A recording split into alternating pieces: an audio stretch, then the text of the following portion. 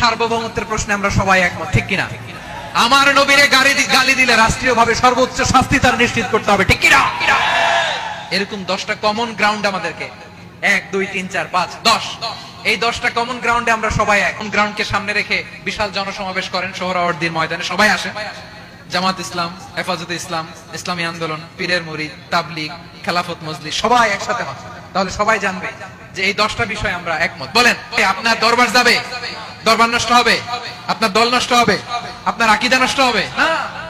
আমার মাথার তাজ সম্মানিত উলামায়ে একরাম, এই 10টা কমন গ্রাউন্ডে যদি এক হন, আপনার আকীদা নষ্ট হবে, আপনার আকীদা আপনার, আমার আকীদা আমার, আপনার দল আপনার, আমার দল আমার, আপনার পলিসি আপনার, আমার পলিসি আমার, কারো কিছু নষ্ট হবে না। কিন্তু যে বিষয়ে আমরা সবাই একমত, এরকম 10টা মৌলিক পয়েন্টে আমরা একমত হতে চাই কি চাই না? একমত হন।